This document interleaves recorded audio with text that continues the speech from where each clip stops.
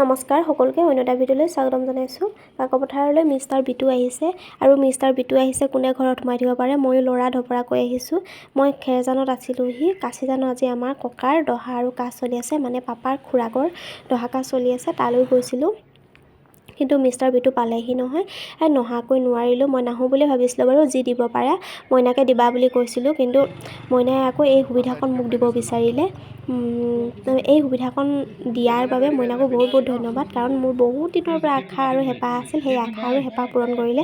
আৰু মইনাই যদি এই সুবিধাকণ নিদিলে হয়, যদি টকাকেইটা নিদিলে হয় কিবা অকণমান আগবঢ়াবলৈ, আৰু গামোচাকেইখন যদি ঘৰৰ পৰা নিদিলেহি হয়, মই হয়তো দিব নোৱাৰিলোঁহেঁতেন।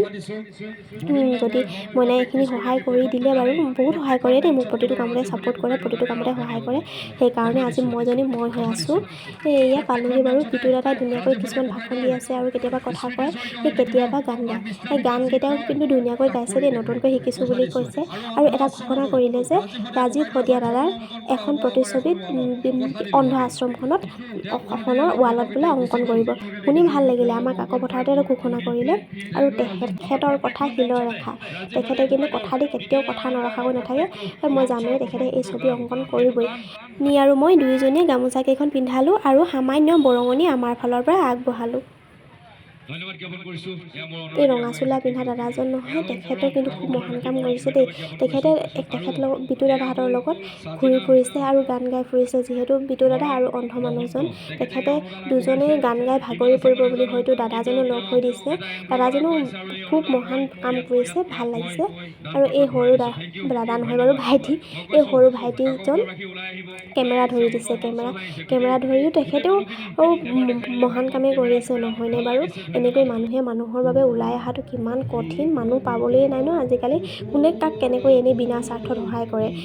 আজিকালি কিছুমান স্বাৰ্থ থাকিলে সহায় কৰে, নহয়নে? এই বিটু দাদাৰ নিচিনা মানুহ পাবলৈ হয়তো অসমত বহুত কমেই আছে। অসমত বুলি নহয়, গোটেই পৃথিৱীতে কম হ'ব। আৰু এখেতৰ নিচিনা একদম ভগৱান স্বৰূপ, নহয়নে? এই অন্ধকেইজনৰ কাৰণে ভগৱান হৈ থিয় দিছে তেখেতলোকৰ লগত। ঠিক আছে বাৰু। এয়া মই কেমেৰামেন ভাইটিজনকো এখন গামোচা দিলোঁ। ভাল লাগিলে বাৰু লগ পাই। ভাইটিজনো খুব ধুনীয়া আৰু সহজ সৰল দেই, মানে বেছি মাত কথা নাই বাৰু, তেনেকৈ কথা পতা নহয়।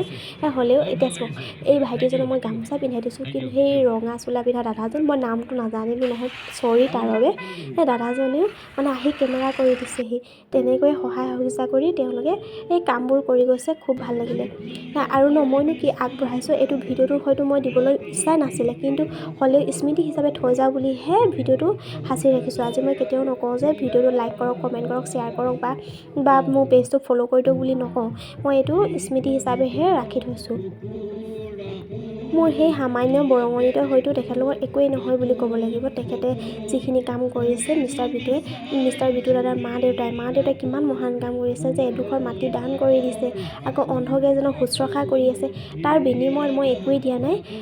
তাকে কৈছোঁ যে মই ভিডিঅ'টো যদি কথাখিনি কওঁতে যদি কিবা ভুলকৈ কৈছোঁ বা কিবা শুদ্ধকৈ কোৱা নাই, তেনেহ'লে ক্ষমা কৰিব। ইমানো মই ভালকৈ ক'ব নাজানো নহয়, তাকে যিখিনি পাৰোঁ ক'বলৈ চেষ্টাহে কৰিছোঁ দেই।